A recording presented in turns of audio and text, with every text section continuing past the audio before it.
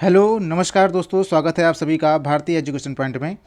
दोस्तों आज हम उत्तराखंड सारांश के नाम से जो हमने सीरीज़ को शुरू किया है, जिसमें हम 25 महत्वपूर्ण प्रश्नों पर चर्चा करते हैं उत्तराखंड से, उसका पार्ट 5 में चर्चा करते हैं। इसका 4 भाग आ चुके हैं और अगर आपने उत्तराखंड के किसी भी एग्जाम की तैयारी कर रहे हैं तो इन 4 भागों को भी अवश्य देखिए। लगभग 100 प्रश्न आपको उत्तराखंड के ऐसे मिलेंगे जो कई बार परीक्षा में पूछे जाते हैं और मोस्ट इम्पोर्टेंट भी हैं। साथ ही अगर आप 9 अप्रैल को होने वाले फॉरेस्ट गार्ड के एस्पिरेंट हैं तो हमने एक करंट अफेयर की वीडियो बनाई है, जिसमें हम उत्तराखंड के राष्ट्रीय और अंतर्राष्ट्रीय जनवरी फरवरी 2023 में जो भी महत्वपूर्ण घटना हुई हैं, घटनाक्रम रहा है, वो उन पे हमने चर्चा की है। तो एक बार उसको अवश्य देखिए।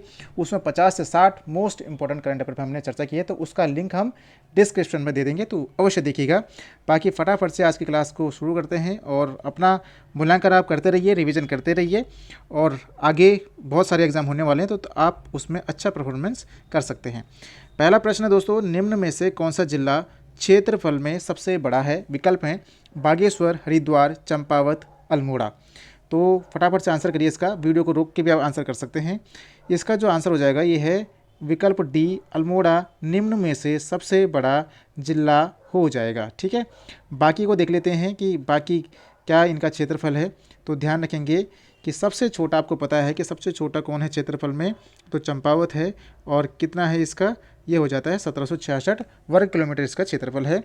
यहाँ पे अगर हम बात करते हैं तो बागेश्वर 2246, हरिद्वार 2360। सबसे बड़ा पूछा जाए तो आप ध्यान रखेंगे चमोली है। और ये आयोग ने पूछा भी था, पहले कन्फ्यूजन रहता था कि उत्तरकाशी बड़ा है या डॉक्यूमेंट में, तो यहाँ पे ध्यान रखेंगे कि इन्होंने, आयोग ने पिछली बार क्वेश्चन पूछा था और वहाँ पे उन्होंने चमोली को सबसे ज़्यादा क्षेत्रफल वाला बताया है। तो 80-30 इसका क्षेत्रफल है, ध्यान रखेंगे।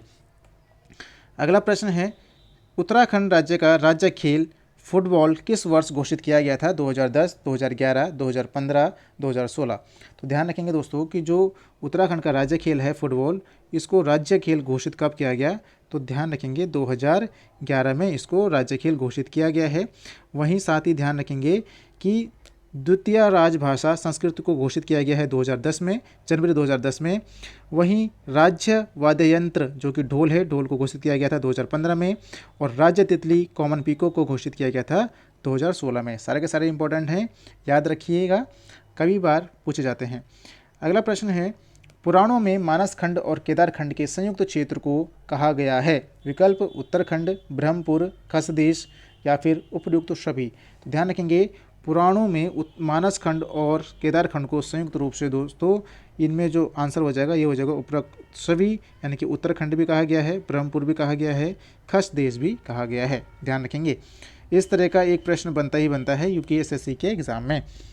अगला प्रश्न है, राज्य के वर्तमान मुख्य सचिव हैं वीएस संधू, एसएस संधू, अजय विक्रम सिंह, अशोक कुमार।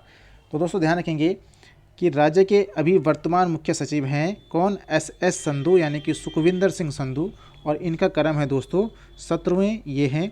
इसके अलावा अजय विक्रम सिंह की बात करते हैं तो ये पहले मुख्य सचिव थे। इसके अलावा अशोक कुमार ये अभी वर्तमान क्या हैं? वर्तमान डीजीपी अभी हैं, उत्तराखंड के DGP, director general of police. ठीक है, अशोक कुमार, ध्यान रखेंगे। अगला प्रश्न है, द्रोणाचार्य से संबंधित द्रोणताल कहाँ स्थित है? अल्मोड़ा, पौड़ी गढ़वाल, नैनीताल, उधम सिंह नगर। तो ध्यान रखेंगे द्रोणाचार्य से संबंधित जो द्रोणताल है ये है उधम सिंह नगर में। और उधम सिंह नगर में कहाँ पे? तो ये भी ध्यान रखेंगे काशीपुर। अगर कोई पर्टिकुलर जगह आपसे पूछ ले द्रोणताल को लेकर, तब ध्यान रखेंगे काशीपुर में है द्रोणताल। अगला प्रश्न है, निम्न युग्मों में सुमेलित नहीं है? मंदाकिनी और कालीगंगा का संगम कोटिप्रयाग, मंदाकिनी और ध्यूलगाढ़ अगस्त्यमुनि, काली और सरयू रामेश्वर, भागीरथी और जलंधरी हर्षिल। तो यहाँ पे आपको सुमेलित नहीं है बताना है। उम्मीद करता हूँ आपने इसको कर लिया होगा। यहाँ पे जो गलत हो जाएगा, काली और सरयू का जो संगम होता है ये कहाँ होता है? तो आपको पता ही है, पंचेश्वर में इनका संगम होता है। ठीक है, पंचेश्वर में। ठीक है, ये ध्यान रखेंगे। बाकी रामगंगा, यानी कि पूर्वी रामगंगा, और पूर्वी रामगंगा है ये, प्लस किसका? सरयू का, ये संगम होता है कहाँ पे? रामेश्वर में। तो ये भी ध्यान रखेंगे, आगे मैंने लिखा है वैसे, तो ये ध्यान रखेंगे।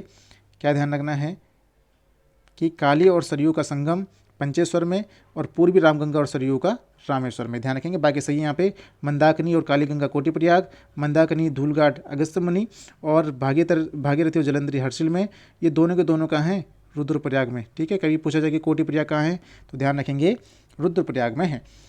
अगला प्रश्न है, सर्वाधिक हाथी और 12 सिंगों वाला राष्ट्रीय उद्यान कौन सा है? विकल्प हैं कॉर्बेट राष्ट्रीय उद्यान, राजाजी राष्ट्रीय उद्यान, गंगोत्री राष्ट्रीय उद्यान, गोविंद राष्ट्रीय उद्यान। तो यहाँ पे दोस्तों हो जाएगा इसका आंसर बी, राजाजी राष्ट्रीय उद्यान जो है, इसमें सर्वाधिक हाथी और 12 सिंगों वाला ये राष्ट्रीय उद्यान है। बाकी आपको पता ही है कि भारत का पहला जो राष्ट्रीय उद्यान है कॉर्बेट नेशनल पार्क है। अगर पूछे कि राज्य में सबसे बड़ा राष्ट्रीय उद्यान कौन सा है, तो ये हो जाएगा गंगोत्री, जिसका 2390 किलोमीटर स्क्वायर क्या है? क्षेत्रफल है। ध्यान रखेंगे, और जो ये कहाँ है? उत्तरकाशी में ये पड़ता है, ये भी ध्यान रखेंगे। अगला प्रश्न है, राज्य में वृक्ष मित्र के नाम से जाना जाता है विश्वेश्वर दत्त सकलानी, सुंदरलाल बहुगुणा, चंडी प्रसाद भट्ट, अवधेश कौशल। तो इसका आंसर करिए, मुझे लगता है इसका सभी आंसर सही करेंगे। तो राज्य में वृक्ष मित्र के नाम से जाना जाता है दोस्तों, किनको? सुंदरलाल बहुगुणा जी को जाना जाता है वृक्ष मित्र के नाम से। बाकी जो विश्वेश्वर दत्त सकलानी जी हैं, आपको कन्फ्यूज नहीं होना है, इनको कहा जाता है वृक्ष मानव के नाम से इनको जाना जाता है। ध्यान रखेंगे, ठीक है। अगला प्रश्न है, निम्न में प्राचीन व उपनामों में सुमेलित नहीं है। आदि कैलाश या छोटा कैलाश ओम पर्वत, अर्ध कैलाश छिपलाकोट पर्वत, पर्यटकों की नगरी रानीखेत, नई हल्द्वानी, कालागढ़, नैनीताल। किसको कहा जाता है? यहाँ पे असुमेलित या सुमेलित नहीं है, फटाफट से बताइए। दोस्तों आपको ध्यान रखना है कि आदि कैलाश या छोटा कैलाश कहा जाता है किसको? ओम पर्वत को, पिथौरागढ़ में है। अर्ध कैलाश भी कहा जाता है छिपलाकोट पर्वत को, ये भी पिथौरागढ़ में है। पर्यटकों की नगरी कहा जाता है रानीखेत को। लेकिन जो नई हल्द्वानी है ये कहा जाता है किसको? काला ढूंगी को। किसको? काला ढूंगी को कहा जाता है नई हल्द्वानी। मोस्ट इंपॉर्टेंट, ध्यान रखिएगा, ठीक है। और काला ढूंगी कहाँ पड़ता है? तो नैनीताल में ही ये पड़ता है, ध्यान रखेंगे। पर्यटकों की नगरी रानीखेत है, और पहाड़ों की रानी बोलते हैं किसको? मसूरी को। अगला प्रश्न है, फल सीमा यानी कि जो अल्मोड़ा में है, नाट्य एवं संगीत अकादमी की स्थापना कब की गई थी? 2000, 2001, 2002, 2003। तो ध्यान रखेंगे कि नाट्य एवं संगीत अकादमी की स्थापना फल सीमा अल्मोड़ा में की गई थी कब? 2002। और 2002 में कब? 19 अक्टूबर 2002 को नाट्य एवं संगीत अकादमी की स्थापना करी गई थी फल सीमा अल्मोड़ा में। इसके अलावा एक और प्रश्न यहाँ से बनता है कि उदय शंकर नृत्य एवं नाट्य अकादमी कहाँ है? तो अल्मोड़ा में है। और इसकी स्थापना कब हुई? तो 2003 में हुई। मोस्ट इंपॉर्टेंट है, इसको भी आप याद रखिएगा।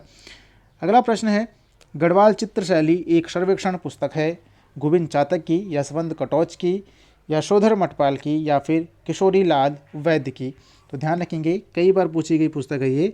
गढ़वाल चित्रशैली एक सर्वेक्षण, ये है किसकी? यशवंत कटोच जी की ये रचना है। Most important.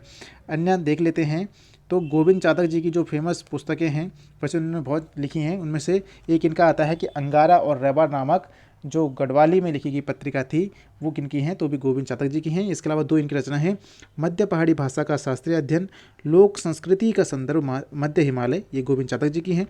यशवंत कटोच की जो अन्य है, मध्य हिमालय की कला, मध्य हिमालय का पुरातत्व, ये यशवंत कटोच जी की हैं। यशोधर मठपाल की यह कुमाऊं की चित्रकला, किशोरी लाल वैद्य की पहाड़ी चित्रकला। फेमस पुस्तकें हैं, सारे के सारी याद रखिएगा। प्रश्न नंबर 12 आपके सामने है, आपको बताना है निम्न में सुमेलित नहीं है। Uttarakhand Chai Vikas board Dehradun, drugs composite research unit Ranikhet, वन एवं पंचायत प्रशिक्षण अकादमी हल्द्वानी, राष्ट्रीय पादप एवं जैविकी अनुसंधान ब्यूरो निगलाठ, जो कि कहाँ है? नैनीताल में। तो आप बताइए कौन सा इसमें सुमेलित नहीं है? तो दोस्तों यहाँ पे सुमेलित नहीं है, बिल्कुल डी यहाँ पे सही है, विकल्प सी भी सही है, विकल्प बी भी यहाँ पे सही है। लेकिन जो चाय विकास बोर्ड है ये देहरादून में ना होकर ये अल्मोड़ा में है, ठीक है। और इसकी जो स्थापना हुई थी कब हुई थी? तो 12 फरवरी 2004, ठीक है। ये तो कई बार पूछा जाता प्रश्न है, तो ध्यान रखेंगे, याद रखेंगे, ठीक है। अगला प्रश्न है, प्रश्न नंबर 13, 1948 में सत्यप्रसाद रतूड़ी ने हिमाचल नामक साप्ताहिक पत्र का प्रकाशन कहाँ से किया था? टिहरी से, नैनीताल से, कोटद्वार से, मसूरी से। तो ध्यान रखेंगे, सारी डिटेल यहीं पे आ गई। तो 1948 का है, हिमाचल है पत्रिका का नाम, साप्ताहिक थी, और किसने इसको लॉन्च किया था, तो ये है सत्य प्रसाद रतूड़ी। कहाँ से किया था, तो दोस्तों इसका आंसर हो जाएगा मसूरी से इन्होंने इसका प्रकाशन किया था। 1948 में सत्य प्रसाद रतूड़ी ने हिमाचल नामक साप्ताहिक पत्रिका का प्रकाशन किया था मसूरी से। अगला प्रश्न है, निम्न में से किसे पद्म भूषण नहीं मिला है? कुंवर सिंह नेगी, अनिल प्रकाश जोशी, बचेंद्री पाल, स्वामी सत्यमित्रानंद। तो फटाफट से बताइए कि निम्न में से किसको पद्म भूषण नहीं मिला है। तो यहाँ पे इसका आंसर हो जाएगा कुंवर सिंह नेगी जी को पद्म भूषण नहीं मिला है। ठीक है, तो भैया ऐसे कैसे हो गया इनको नहीं मिला, तो आपको ध्यान रखना है कि कुंवर सिंह नेगी को 1981 में मिला था पद्मश्री और 1990 में इनको सीधा मिल गया पद्म विभूषण। किसके लिए मिला है, तो ब्रेल लिपि के विकास के लिए इनको ये मिला था। तो यहाँ पे जो है पद्मश्री के बाद सीधा इनको विभूषण मिल गया, पद्म भूषण इनको नहीं मिला है। अनिल प्रकाश जोशी जी को पद्म भूषण मिला है 2020 में समाज सेवा के लिए और इनको पद्मश्री मिला था 2005 में। बचेंद्री पाल जी को 2019 में मिला है पद्म भूषण पर्वतारोहण के लिए। स्वामी सत्यमित्रानंद को 2015 में पद्म भूषण अध्यात्म के लिए। ठीक है, इंपॉर्टेंट है, ध्यान रखें। अगला प्रश्न है, उत्तराखंड में राष्ट्रपति शासन कब लागू हुआ था? 26 अप्रैल 2016, 27 मार्च 2016, 23 मार्च 2016, 23 अप्रैल 2016। मोस्ट इंपॉर्टेंट, और एक या दो बार पूछा जा चुका है ये, ध्यान रखेंगे। उत्तराखंड में राष्ट्रपति शासन लगा था कब? 27 मार्च 2016 को लगा था और ये रहा था कब तक? 11 मई 2016 तक ये रहा था। अब आप दिन गिन लेना कि कितने दिन यहाँ पे हो रहे हैं। ठीक है, हो सकता है कि आपसे दिन भी पूछ ले। 27 मार्च से लेकर 11 मई 2016 तक ये रहा था। ठीक है, अगला प्रश्न है, यहाँ पे आपने फिर बताना है कि सुमेलित नहीं है। कुंजापुरी पर्यटन विकास मेला टिहरी गढ़वाल, गुघाल मेला चमोली, भुवनेश्वरी देवी मेला पौड़ी गढ़वाल, कंडक मेला उत्तरकाशी। तो यहाँ पे दोस्तों जो सुमेलित नहीं है ये हो जाएगा कौन सा? विकल्प बी के साथ जो लोग जा रहे हैं उनका यहाँ पे आंसर सही हो जाएगा, क्योंकि गुघाल मेला जो लगता है ये लगता है कहाँ? ज्वालापुर। अब ज्वालापुर कहाँ है, तो हरिद्वार में है। ठीक है, ये मेला लगता है ज्वालापुर हरिद्वार में। और चमोली में लगता है इसी के क्या बोलेंगे, इसी के जैसा जो नाम है गुरऊ मेला लगता है, गुरऊ लगता है चमोली में। इसके अलावा बंड विकास मेला ये भी चमोली में ही है। बाकी जो प्रमुख मेले हैं ये ध्यान रखिए आप, कंडक मेला उत्तरकाशी में है। अगर पूछ ले कांडा, तो कांडा मेला है पौड़ी में। ठीक है, ये ध्यान रखेंगे। फिर कांडा मेला है पौड़ी में, कंडक मेला है उत्तरकाशी में। अगला प्रश्न आपके सामने, पंचायतों में ई पंचायत लागू करने हेतु ई ग्राम स्वराज पोर्टल शुरू किया गया कब? 24 अप्रैल 2018, 24 अप्रैल 2019, 24 अप्रैल 2020, 24 अप्रैल 2022। क्योंकि ये यहाँ पे जो 24 अप्रैल कॉमन है इसलिए है क्योंकि 24 अप्रैल को क्या मनाया जाता है? पंचायती राज दिवस के रूप में मनाया जाता है। ठीक है, ये ध्यान रखेंगे, पंचायती राज दिवस मनाया जाता है 24 अप्रैल को। और जो ई पंचायत लागू करने हेतु ई ग्राम स्वराज पोर्टल शुरू किया गया था, तो ये ध्यान रखेंगे 24 अप्रैल 2020 को शुरू किया गया था। मोस्ट इम्पॉर्टेंट क्वेश्चन ये है। अगला प्रश्न है दोस्तों, किसने कहा था कि मुझे एक चंद्र सिंह और मिलता तो भारत कभी का स्वतंत्र हो गया होता? विकल्प मोतीलाल नेहरू, महात्मा गांधी, जवाहरलाल नेहरू, गोविंद बल्लभ पंत। तो सोचिए यह वक्तव्य कौन बोल सकते हैं, यह कथन किसका हो सकता है? तो बिल्कुल आप सही सोच रहे हैं, यहाँ पे ये कथन हो जाता है किसका? महात्मा गांधी जी ने ये कहा था कि मुझे एक चंद्र सिंह और मिलता तो भारत कभी का स्वतंत्र हो गया होता। कितनी बड़ी बात उन्होंने बोली थी गढ़वाली जी के बारे में। अगला है, देश का पहला मसालों का बगीचा जिसका नाम है हिमालयन स्पाइस गार्डन विकसित किया गया है हल्द्वानी में, रानीखेत में, खटीमा में, चक्राता में। मोस्ट इंपॉर्टेंट प्रश्न ये है। ठीक है, ये करंट अफेयर का भी प्रश्न बन सकता है और वैसे भी इंपॉर्टेंस इसकी है ही। तो इसका जो सही आंसर हो जाएगा ये है विकल्प बी, रानीखेत में। और रानीखेत में एक जगह है सोनी करके, तो वहाँ पे इसका विकास किया गया है किसका? हिमालयन स्पाइस गार्डन का। बाकी जो विकल्प हैं ये सारे इंपॉर्टेंट हैं, इसमें देखिए आप। तो देश का पॉलिनेटर पार्क यानी कि परागण पार्क विकसित किया गया है हल्द्वानी में। पर्यटकों हेतु देश का पहला क्रोकोडाइल ट्रेल विकसित किया गया है खटीमा में। देश का पहला क्रिप्टोगेमिक यानी कि बिना बीज वाला वनस्पतियों का पार्क जो है ये विकसित किया गया है कहाँ पे? देववन। देववन कहाँ है? चक्राता में। ये ध्यान रखेंगे, देववन कभी आ गया तो ध्यान रखना, देववन चक्राता में देश का पहला क्रिप्टोगेमिक यानी कि बिना बीज है ये बीज, बिना बीज वाला वनस्पतियों का पार्क विकसित किया गया है। ठीक है, बाकी ध्यान रखेंगे। अगला प्रश्न की ओर बढ़ते हैं। अगला प्रश्न है, उत्तराखंड राज्य से संसद के लिए कुल सीटें कितनी हैं? 3, 5, 13, 8। मोस्ट इंपॉर्टेंट है, ध्यान से करिए। तो आपको ध्यान रखना है कि संसद का मतलब लोकसभा और राज्यसभा दोनों मिलकर हो जाएंगी। लोकसभा के लिए कितनी सीटें हैं? 5। राज्यसभा के लिए कितनी सीटें हैं? 3। और दोनों मिलाकर हो जाती हैं कितनी? तो संसद के लिए हमारे यहाँ से जो सीटें हैं वो 8 सीटें हो जाएंगी। इस प्रकार इसका आंसर हो जाएगा विकल्प डी। संसद के लिए उत्तराखंड से 8 सीटें हैं। बाकी जो यहाँ पे लिखा गया है क्या है? 13। तो 13 उत्तराखंड राज्य विधानसभा में SC के लिए सीटें हैं 13 रिजर्व, ये ध्यान रखेंगे। और ST के लिए कितनी हैं? तो ST के लिए 2 हैं, ये सभी को पता है। अगला प्रश्न है, बिस्नी देवी कौन थी? एक कवियत्री थी, एक समाज सुधारक थी, एक लेखिका थी, एक स्वतंत्रता सेनानी थी। तो फटाफट से इसका आंसर करिए। और ये UPSC के द्वारा पूछा गया प्रश्न है और इसका आंसर हो जाएगा यहाँ पे एक स्वतंत्रता सेनानी थी बिस्नी देवी। आपको पता होगा कि 1932 में जब सविनय अवज्ञा आंदोलन चल रहा था, सत्याग्रह चल रहा था, तो उस टाइम पे इन्होंने अल्मोड़ा में क्या फहराया था? तिरंगा फहराया था। ये बार बार इनके नेतृत्व में तिरंगा फहराया गया था। ये बार बार प्रश्न पूछा जाता है, ध्यान रखेंगे। तो बिस्नी देवी जी एक स्वतंत्रता सेनानी थी। अगला प्रश्न है, गंगा राम व खीमदेव नामक 2 भाई शहीद हुए थे नमक सत्याग्रह में, भारत छोड़ो आंदोलन में, कुली बेगार आंदोलन में, या फिर डी इनमें से कोई नहीं। सोच समझ के इसका आंसर कर देना और आप वीडियो को रोक के भी आंसर कर सकते हैं। तो इसका जो सही आंसर है दोस्तों ये हो जाएगा विकल्प बी। भारत छोड़ो आंदोलन के दौरान गंगा राम व खीमदेव नामक 2 भाई शहीद हो गए थे। आपको ध्यान रखना है कि जब भारत छोड़ो आंदोलन चल रहा था तो वहाँ उस समय 5 सितंबर 1942 को अल्मोड़ा में सल्ट की घटना हुई थी और इसी में ये दोनों शहीद हो गए थे। इसके अलावा अगर पूछा जाए कि टीका सिंह व नरसिंह धानक कब शहीद हुए, तो आपको ध्यान रखना है कि एक घटना हुई थी अल्मोड़ा में, धाम-2 या सालम की घटना के नाम से वो जानी जाती है। धाम-2 या सालम की घटना जो हुई थी 25 अगस्त 1942 को, और इसमें टीका सिंह व नरसिंह धानक शहीद हो गए थे। तो इसी प्रकार से पूछा जाता है कि गंगाराम व खीमदेव, तो ध्यान रखेंगे सल्ट की घटना, टीका सिंह व नरसिंह धानक, तो ध्यान रखेंगे सालम की घटना। ठीक है। अगला प्रश्न और 23वां प्रश्न आपके सामने, बुलाक नामक आभूषण किस अंग में पहना जाता है? पैर में, कान में, नाक में, गले में। तो ध्यान रखेंगे बुलाक हो गया, इसके अलावा फूली हो गया, नथुली हो गया, नथुली, और क्या क्या होते हैं नाक में पहनने के लिए? इसका आंसर हो जाता है नाक। ठीक है। और नथुली हो गया, फूली हो गया, और यही इंपॉर्टेंट लग रहे हैं अभी, मुझे भी यही ध्यान आ रहे हैं, शायद यही हैं। तो ये सारे के सारे जो पहने जाते हैं ये नाक के आभूषण हैं, तो ध्यान रखेंगे। ठीक है। बाकी ये पैर में आता है क्या? सुधमन, सुधमन है पैर में पहने जाने वाला। और एक आता है कंडुआ, ये भी क्या है? पैर का ही है। बाकी गले में पहना जाता है, जो गले में इंपॉर्टेंट है जो पूछा जाता है वो है तिलहरी, तिलहरी ये है गले का आभूषण।